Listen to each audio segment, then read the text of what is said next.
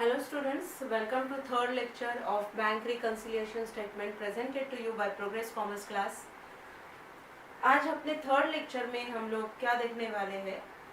The difference, the reason for difference between cash book balance and passbook balance, causes or reasons arises because of errors and omissions made by bank or business. Okay, means the difference arises because of bank mistake or maybe because of businessman mistake. Just in the first lecture I told you that businessmen prepare cash book, okay, for recording all bank transactions, for recording all bank receipts, for recording all bank payments. The records are made by the businessmen in the cash book. Similarly bank prepare passbook. Bank क्या बनाती है? Passbook. अगर हम लोग किसी को payment करते हैं तो बैंक एंटर करेगी उसको पासबुक में और हम उसको एंटर करेंगे अपनी कैश बुक में पेमेंट साइड में. ओके, वैसे ही अगर हम लोग को कुछ पेमेंट आता है बैंक अकाउंट में तो रिसीट्स में हम लोग बताएंगे बैंक कॉलम में, कैश बुक में रिसीट साइड में बैंक कॉलम में उसकी एंट्री होगी.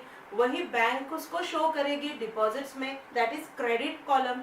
Deposits are indicated as credits in the passbook. I told you earlier also, ये बात पूरी ध्यान में रखो कि deposits are shown as credit in passbook, ये भूलना नहीं है आपको. ओके, तो बैंक उसको एंटर करेगी पासबुक में इन क्रेडिट कॉलम. ओके, तो कुछ ऐसे रीजंस होते हैं जैसे कि errors and omission made by bank और बिजनेसमैन. ओके, तो देखते हैं हम लोग कि इसमें क्या क्या रीजंस हो सकते हैं. Recorded on wrong side.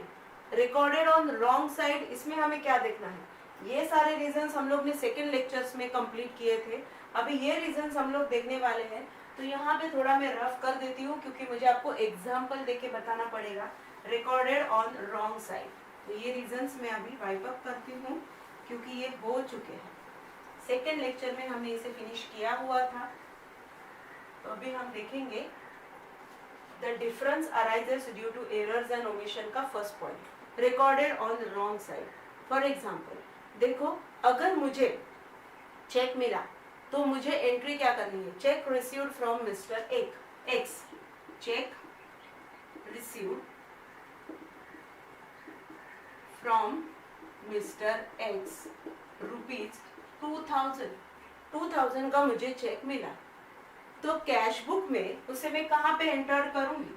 Cash book में मैं उसकी एंट्री करूंगी रिसिप्ट साइड में. ये मेरा रिसिप्ट साइड है, ये उसका बैंक कॉलम है. सो कैश बुक में उसको यहाँ पे एंटर होना चाहिए, यहाँ पे उसकी एंट्री होनी चाहिए रिसिप्ट साइड में टू मिस्टर एक्स, ऐसे करके एंट्री होनी चाहिए. लेकिन मैंने जिस बंदे को एंट्री करने के लिए रखा है, जो भी मेरा अकाउंटेंट है और मेरा कैशियर है, उसने क्या किया? यहाँ पे एंट्री ना करते हुए उसने यहाँ पे एंट्री नहीं की. उस बंदे ने पेमेंट साइड में एंट्री बना दी by Mister X 2000. This is what called as recorded on wrong side.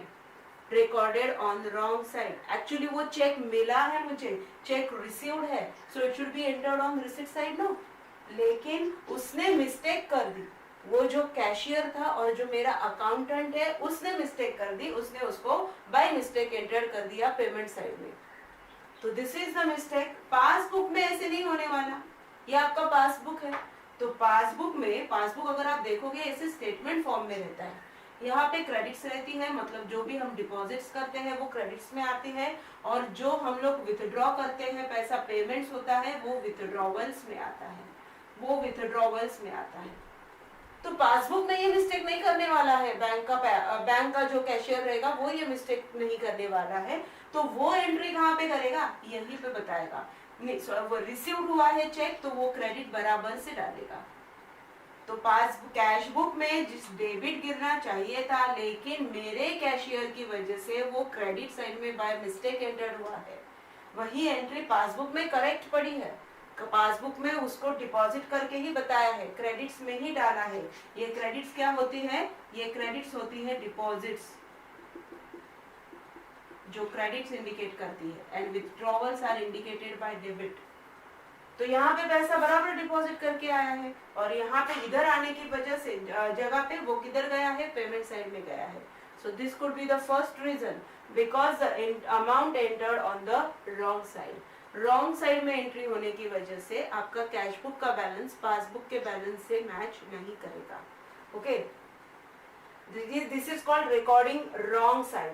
Then second one, recording wrong amount.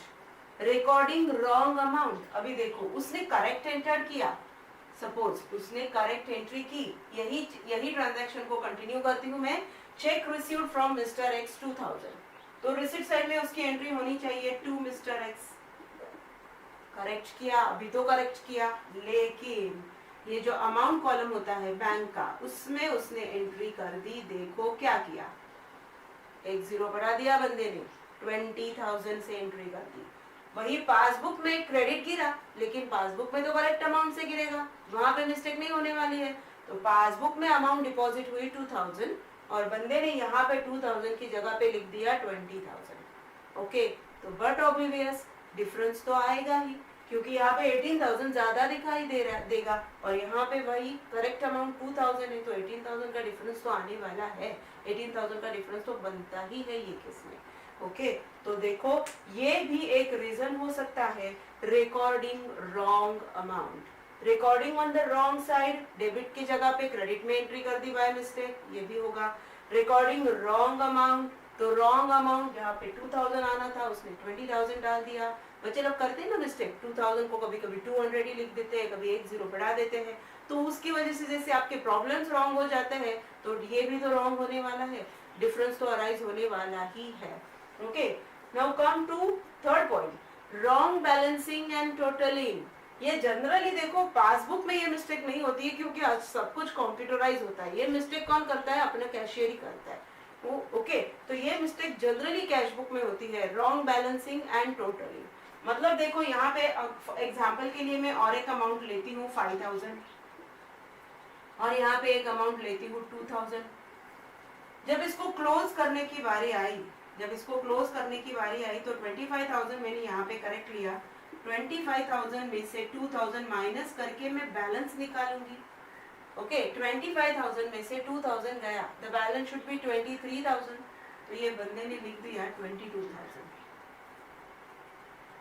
तो ये क्या हुआ, wrong balancing. Okay, totalling mistake, किधर तो भी उसने कैलकुलेशन में मिस्टेक कर दी. तो पासबुक में ऐसे नहीं होने वाला है, क्योंकि मैंने आपको बताया पासबुक का जो भी होता है वो सब कुछ कंप्यूटराइज होता है और कंप्यूटर मिस्टेक नहीं कर सकता. टोटलिंग में एटलीस्ट वहां पे मिस्टेक नहीं हो सकता. तो ये मिस्टेक अपने कैशियर ने कर दी, जहाँ पे 23,000 बैलेंस आना चाहिए था उसने 22,000 लिख दिया. तो डेफिनेटली डिफरेंस तो आएगा ही आएगा, क्योंकि बैलेंसिंग करते वक्त या फिर टोटलिंग लेते वक्त या फिर बैलेंस निकालते वक्त उसने करेक्ट अमाउंट से नहीं किया हुआ है, रॉन्ग अमाउंट से किया हुआ है. This is called as wrong balancing and totalling. Totalling लेते वक्त भी मिस्टेक कर देते, जैसे आप भी बहुत बार करते होंगे. तो टोटलिंग लेते वक्त भी मिस्टेक हो सकता है, बैलेंसिंग करते वक्त भी मिस्टेक हो सकता है. तो ये एक रीजन है जिसकी वजह से कैश बुक का बैलेंस और पासबुक का बैलेंस एक दूसरे से मैच नहीं करेंगे. That will not gate tally with each other, एक दूसरे से मैच नहीं होंगे. ओके, देन डबल रिकॉर्डिंग, ये भी हो जाता है आजकल. डबल रिकॉर्डिंग, एक बार पेमेंट बता दिया, दूसरी बार भी डबल कर दिया, हो जाता है कभी कभी. कुछ दिमाग में कुछ चलता रहता है, आप भी बहुत बार मिस्टेक करते हो, तो हो जाता है. जैसे किसी को अगर सैलरी का पेमेंट किया था चेक से, तो हम लोग क्या एंट्री करेंगे इसकी, बाय सैलरी 5,000. कुछ दिनों बाद उसने फिर से बाय सैलरी डाल दिया 5,000. ऊपर के ट्रांजैक्शन उसने देखे ही नहीं, अरे हमने रिकॉर्ड किया था, उसको लगा नहीं किया, ऊपर का कुछ देखा नहीं, फिर से डाल दिया बाय सैलरी 5,000. तो क्या दिखेगा, पेमेंट साइड में डबल एंट्री दिखेगी, 2 बार डिडक्ट होगा 5,000. तो बट ऑब्वियस ये मिस्टेक आपकी यहाँ पे तो होने वाली है नहीं. पासबुक में एक ही बार एंट्री गिरेगी, जब वो चेक प्रेजेंट करेगा एक ही बार डिडक्ट होगा, आपका बैलेंस विड्रॉवल में एक ही बार आएगा. 5,000 गए पे अकाउंट में से माइनस हो गए, एक ही बार आएगा. वही कैशियर ने क्या किया, अपने कैशियर ने क्या किया, अपने अकाउंटेंट ने क्या किया, एक ही ट्रांजैक्शन को 2 बार एंटर कर दिया. तो उसकी वजह से भी आपका कैश बुक का बैलेंस और पासबुक का बैलेंस मैच नहीं होने वाला है. Okay, that will not get matched with each other. So this is one of the reason that is double recording. ये double recording होने की वजह से that may be of deposits or that may be of payment. यहाँ पे मैंने आपको payment का बताया, उसने पेमेंट 2 बार रिकॉर्ड किया, उसमें ये भी हो सकता है कि डिपॉजिट 2 बार रिकॉर्ड करे, वो दिमाग में कुछ चल रहा था और 2 बार एंट्री मार दी, तो 2 बार एंट्री मार दी तो बैलेंस बढ़ के दिखेगा क्योंकि कैश बुक में उसने 2 बार एंट्री की है. सो ये ऐसे होते हैं, ऐसे मिस्टेक्स कैशियर करता है, अकाउंटेंट करता है, कभी कभी बैंक से भी हो जाते हैं लेकिन बहुत रेयरली ऐसे होता है. Then omission of transaction. To omit मतलब क्या? रिकॉर्ड ही नहीं किया, भूल गया, रिकॉर्ड करना भूल गया. जैसे कभी कभी आप होमवर्क करना भूल जाते हो तो बोलते मैम हम भूल गए, तो ऐसे कभी कभी हो जाता है कि उसने कुछ ट्रांजैक्शन था, मे बी डिपॉजिट का हो या मे बी पेमेंट का हो, रिसीट्स का हो या पेमेंट का हो, उसने एंट्री नहीं की, वो भूल गया. That is what the transaction is omitted. Okay, वो ट्रांजैक्शन ओमिट हो गया, रिकॉर्ड ही नहीं हुआ. ओके, किसी ने मुझे चेक दिया था, मैंने उसको बोला अरे रिकॉर्ड में डाल दे, रिसीट साइड में एंट्री कर दे. तो रिसीट साइड में देखो, अगर मुझे चेक मिला, यही लेते हैं mister check received from mister X 2000, उसने एंट्री ही नहीं की, उसने एंट्री नहीं की. तो डिपॉजिट में जो बढ़ना चाहिए था, रिसिप्ट में जो अमाउंट बढ़नी चाहिए तो वो बढ़ेगी नहीं. लेकिन बाद में उसने डिपॉजिट कर दिया, बैंक में जाके डिपॉजिट भी कर दिया, पेमेंट भी आ गया, बैंक में बराबर से 2000 डिपॉजिट हो गया. यहाँ पे होना चाहिए था, नहीं हुआ. पासबुक में ऑटोमेटिकली जब वो पास होके आएगा cheque, that amount will get collected in my bank account. तो मेरे बैंक अकाउंट में अमाउंट कलेक्ट हो जाएगी तो बैंक बैलेंस मेरा बढ़ के दिखेगा, लेकिन कैश बुक का बैलेंस मेरा नहीं बढ़ेगा, because that transaction is omitted by my accountant. Okay, that transaction is not recorded in the cash book. So ये एक रीजन हो सकता है जिसकी वजह से आपका कैश बुक बैलेंस और पासबुक का जो बैलेंस है वो मैच नहीं होगा. Okay, so here we finish with the different kinds of reasons because of which the difference arises between cash book balance and passbook balance. Okay, तो हम लोग ने आज के लेक्चर्स में ये सारे reasons कंप्लीट किए हुए हैं कि कौन से रीजंस की वजह से आपका कैश बुक का बैलेंस आपके पासबुक के बैलेंस से या दोनों बैलेंस एक दूसरे से मैच नहीं होते हैं. ये हम लोग ने आज के लेक्चर में फिनिश किया हुआ है. प्रोग्रेस कॉमर्स क्लास आपके लिए ऐसे बहुत सारे लेक्चर्स आगे भी अपलोड करता रहेगा. अगर आज का लेक्चर आपको अच्छा लगा है तो प्लीज लाइक कीजिए, सब्सक्राइब कीजिए और अपने फ्रेंड्स के साथ जरूर शेयर कीजिए ताकि उनको भी इसका बेनिफिट मिल सके. Thank you.